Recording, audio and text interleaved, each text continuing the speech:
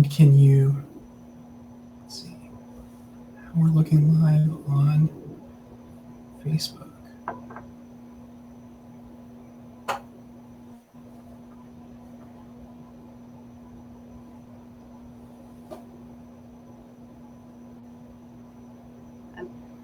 I think we're live and going. Oh, are we? Yeah. Excellent. Yes. This is fantastic. We're a quorum. All right. So after that comedy of errors, I want to thank everybody for their patience. And today I've got our first guest, Melissa Muse Wiggans, who is a San Antonio entrepreneur. Melissa is a St. Mary's Hall, St. Mary's University alumni like myself. Melissa is the owner and broker of Real Estate Muses here in San Antonio. And she's been in business for herself for a number of years. Melissa, do you have, I guess, what have things been like for you recently with how things have changed? I know that it's not been business as usual for us. I guess how have things really affected the residential real estate market in your experience? I think overall, it depends a little bit on your price point and the market, but there's definitely a less inventory today than there was prior to the pandemic.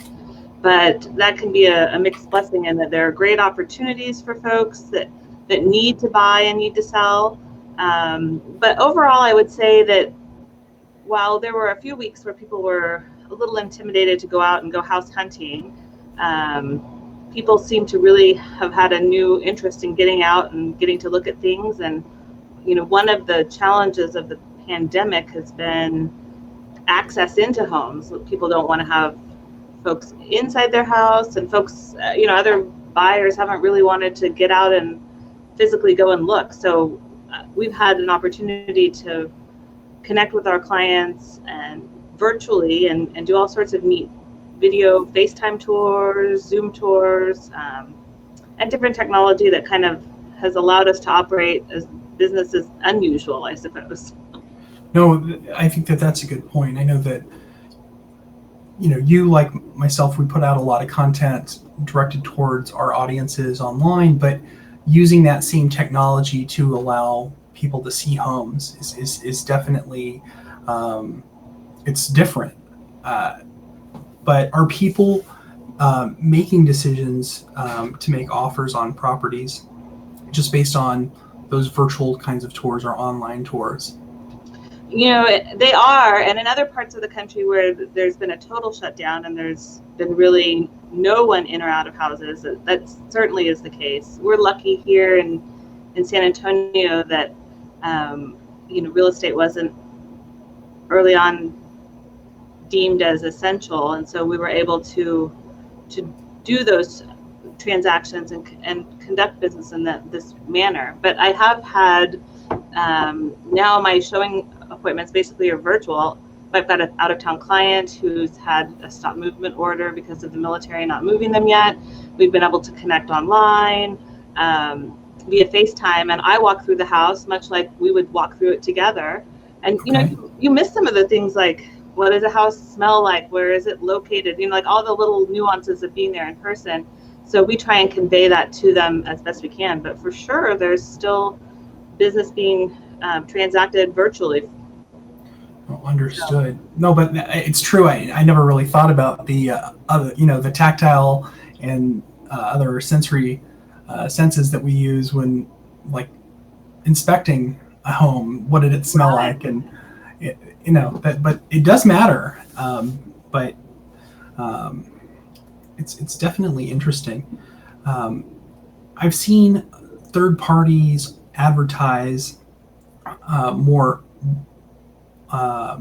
virtual and online open house services. Is that something that is necessary, you think, going forward?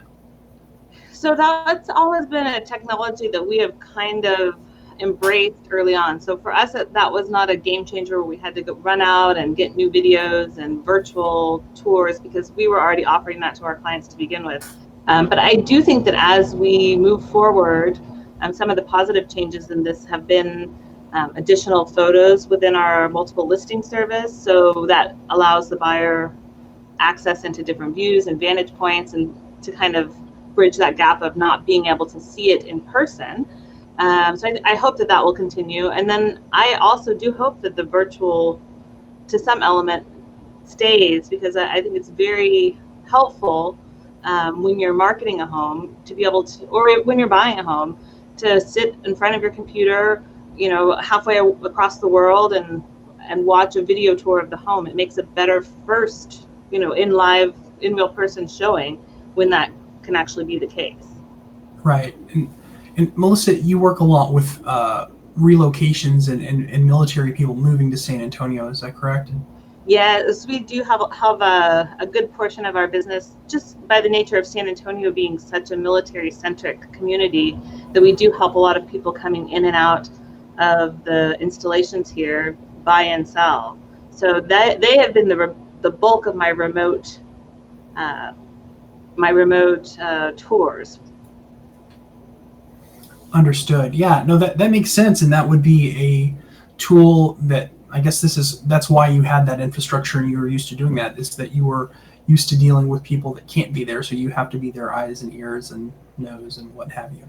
Yeah, I think something else from the pandemic that we all as business people have been able to figure out new ways to add value and strengthen our relationships, because we're not seeing each other face to face, in what was once the typical face-to-face, belly-to-belly in real life, I guess would be the best way to describe it. So now we've been able to use this technology platform to really connect with our clients in other ways. We have Zoom happy hours, and just try to add value and different content that we've given to people digitally. And I know that we're all yearning for the day we can really get back together in person, but until then, we've really been trying to just add value where we can digitally. No, I think that's right, but it is different because, I'm more used to the, handshake, hug kind of relationship with a lot of my connections and clients, and it's different. So it's, how can we still be apart but together? I think that's definitely creating that sense of closeness, even though we can't be physically close, is important, for sure. And as one of your viewers and content consumers, I suppose, I think you do a really good job of that. I feel like even though I haven't seen you probably now in, maybe 3 months, last time we got together, but I feel still like I have tabs on you, and I know what you're doing, and I know what's going on in your business. And so I think that's a powerful way for us to be connected in these times while we can't be together physically. No, I think that it's necessary, and I appreciate you tuning in and listening to my morsels of advice and senseless ramblings. I love that tapestry that you have behind your couch, that wall covering. Very good looking. Thank you. I'm sure that your content isn't amazing, but you also have good design taste too. So I guess, what about being a mom, Melissa? How's this changed things for you between managing your own business and managing your kids and all of that? Well, I'm lucky in the fact that my kids are still young enough that I'm not their homeschooling teacher as well, because I feel like that definitely adds one more layer of complexity. But I think that if nothing else, the pandemic has given us a chance to all be human in a way. You have a life outside of your law practice. And I have had an opportunity to have more of those glimpses, as you have to be on a Zoom chat with so-and-so. We kind of have our COVID casual outfits, and you're dressy on the top and maybe just athleisure on the bottom. And so that's a little bit of a joke in our office, because I did do a Zoom interview, and had one of the girls ran in her towel, and then followed by the next one who's eating something, and just enamored at what's going on. So you just really have to be able, as someone who's transacting business in this moment, to be okay with the fact that you're not going to be 100% polished and professional, because real life is going on in the background behind the camera.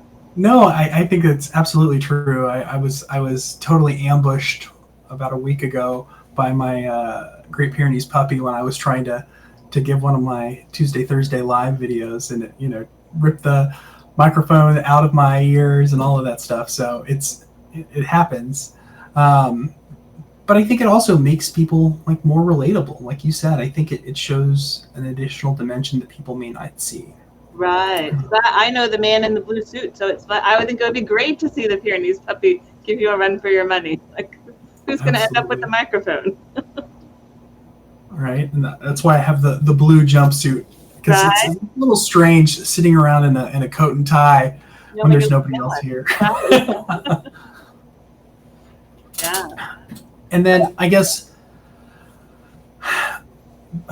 Melissa, as as a real estate agent yourself, is there any piece of advice that you would give to other real estate agents in the San Antonio market about what they can do to continue to build relationships and um, do business right now?